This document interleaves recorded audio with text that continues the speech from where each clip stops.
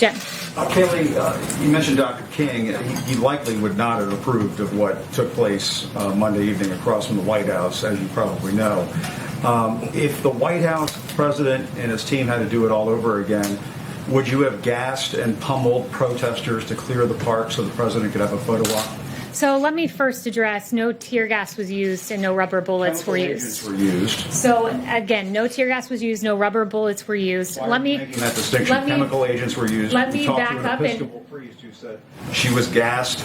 Others say they were tear gassed in that area. Well, no one was tear gassed. Let me make that clear. That's been confirmed by DOD and by Park Services as well. So let me go back and address what happened because there's been a lot of misreporting.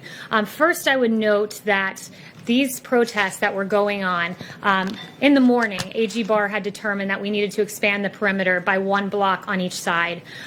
He was surprised, AG Barr, when he arrived at the White House to see that that perimeter had not been moved. So he said that we needed to get going with moving that perimeter. He told the officers that out there. That was late afternoon. So that decision was made in the morning, first of all. The protesters were told 3 times over loudspeaker that they needed to move. And what happened was it grew increasingly unruly. There were projectiles being thrown at officers. Frozen water bottles were being thrown at officers, various other projectiles. And the officers had no other choice than in that moment to act and make sure that they were safe and that the perimeter was pushed back because, as we all know, a church was burning in that very area the night before. So the appropriate action was taken. It was burning the night before, which enforced the decision to move the perimeter on each side by a block so that church would no longer be in harm's way by the rioters. But it's absolutely uncalled for to throw bricks, absolutely uncalled for to throw water bottles that are frozen at police officers. Don't you agree, Kayleigh, that the vast majority of those protesters were doing so peacefully and that many of them did not hear those warnings and were simply just pushed out of the way, just forced out, pummeled out of the way by their fellow Americans, police officers? You sent in members of the military to deal with this.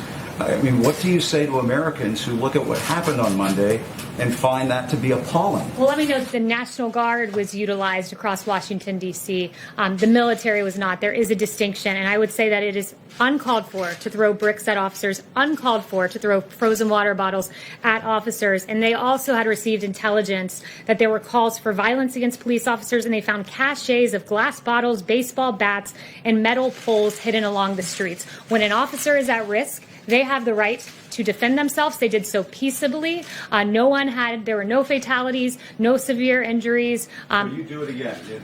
To protect the lives of officers, they have a right to defend and to protect themselves. And the White House, next question. I think Sarah used to always joke about 2 Question Tuesday. I think sometimes I get 4 or 5 Question Wednesday. I just want to make sure that people who have a problem with what they saw Monday have a chance to have that addressed. And, I mean, what do you say to Americans who are just outraged by what they saw? And the president to go and have a photo op in front of a church. What I would say is this: officers have a right to defend themselves. And, I've watched a lot of your coverage. I've watched a lot of the nation's coverage. And let's go through some of the things that happen when officers don't defend and protect themselves. In St. Louis, 4 police officers were shot. In Las Vegas, an officer was shot in the head and is on life support. In New York, a cop was beat up by people. In Providence, 4 to 5 police officers and state troopers were injured. And in Ashbury Park, New Jersey, a police officer was injured. Police officers are out on the front lines. They're defending and protecting you as you come into this building each and every day, Jim. We owe them honor. We owe them respect. And when they are under attack, they have the ability to defend themselves. Zeke.